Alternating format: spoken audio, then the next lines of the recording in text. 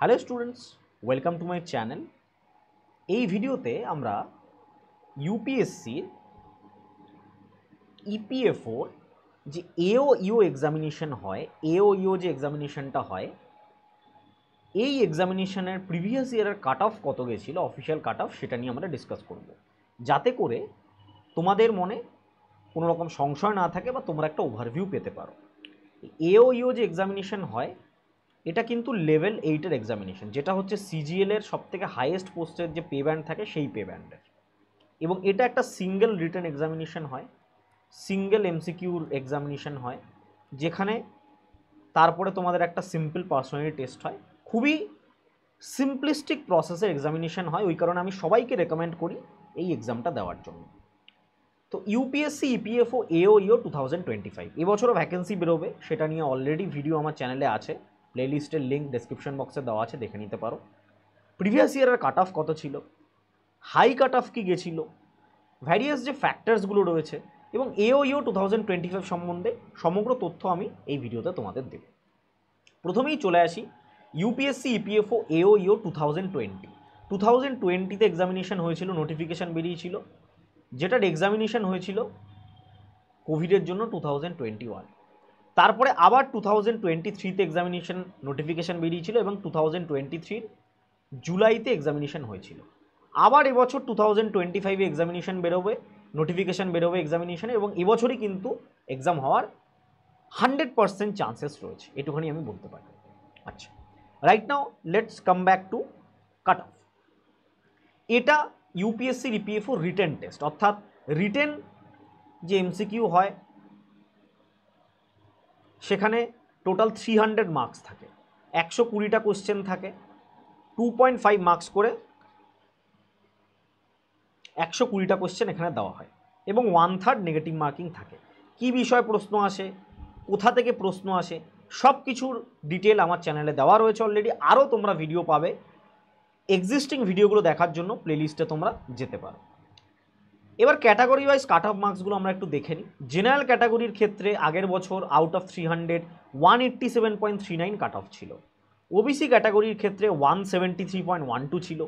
SC ক্যাটাগরির ক্ষেত্রে 160.51, ST ক্যাটাগরির ক্ষেত্রে 156.30, এবং ইডাব্লিউএস এর ক্ষেত্রে 171.43, এবং আদার যে ক্যাটাগরি রয়েছে তাদের কাট অফ এখানে তোমরা দেখতে পাচ্ছ। এটা কিন্তু শুধুমাত্র রিটেন কাট অফ, এটা কিন্তু ফাইনাল কাট অফ নয়। তো ফাইনাল কাট অফ কত ছিল এটা একটু আমরা দেখে নিই। ফাইনাল যে কাট অফ ছিল এখানে জেনারেল ক্যাটাগরি, সেটা হচ্ছে আফটার ইন্টারভিউ 259। ইন্টারভিউ কিন্তু রিটেন টেস্ট 300-এর হয়, ইন্টারভিউ 100 মার্কসের হয়। মিনিমাম কোয়ালিফাইং মার্কস থাকে ইন্টারভিউতে, যেটা জেনারেলি 50% হয় ফর ইউর ক্যাটাগরি, সেটা নিয়েও আমি ডিসকাস করব, এবং ওবিসি এসসি এসটিদের জন্য একটু কম থাকে মিনিমাম কোয়ালিফাইং মার্কস, অর্থাৎ এটা তোমাকে ইন্টারভিউতে পেতেই হবে, তার উপরে তুমি যতটা পাও না কেন। General category 259.33, OBC category 244, SC category 234, ST category 233.87, এবং ইডাব্লিউএস ক্যাটাগরি 246.08। টোটাল 400-এর মধ্যে, এবং আদার ক্যাটাগরি কাট অফ তোমরা এখানে দেখতে পাচ্ছ। টোটাল 400-এর মধ্যে এই কাট অফটা ছিল। এবার একটা লক্ষণীয় বিষয় হচ্ছে এখানে 187 আমার, আমি যদি ইউআর ক্যাটাগরি ধরি, 187 আমার রিটার্ন কাট অফ ছিল, এবং সেই জায়গায় দাঁড়িয়ে ফাইনাল কাট অফ ছিল 159।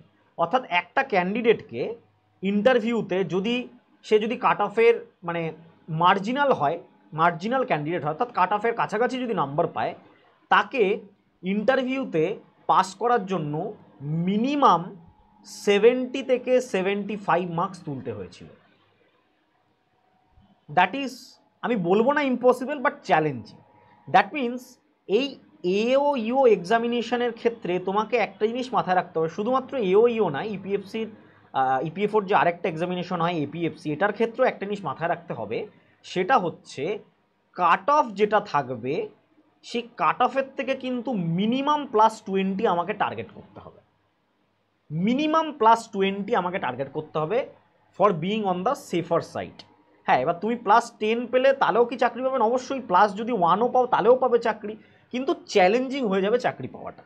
ঠিক আছে, বোঝাতে পারলাম আমি? তো এটা ছিল ওভারঅল কাট অফ। তা তোমরা কত টার্গেট করবে তার আগে একটা খুব ইন্টারেস্টিং জিনিস, ইউপিএসসি ইপিএফওর জন্য আমার তরফ থেকে অনলাইন গাইডেন্স প্রোগ্রাম লঞ্চ করা হয়েছে, যেটা ডিউরেশন 6 মান্থ, মার্চ থেকে স্টার্ট হবে।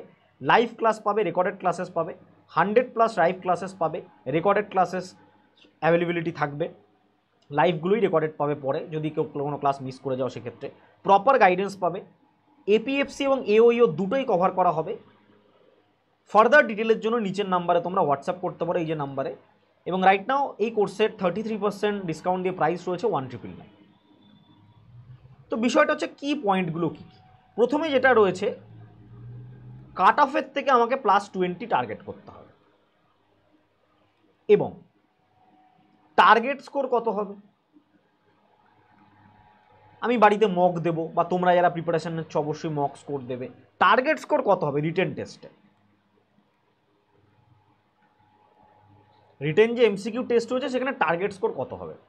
আমি যদি এওইওর ক্ষেত্রে ধরি, target score out of 300 respective of any category, আমি ক্যাটাগরির ডিভিশনে যাচ্ছি না, হরিজন্টাল বা ভার্টিক্যাল রিজার্ভেশনে যাচ্ছি না, আউট অফ 300 তোমাকে মিনিমাম 210 থেকে 220 টার্গেট করতে হবে, ঠিক আছে। টার্গেট স্কোর হবে 210 থেকে 220।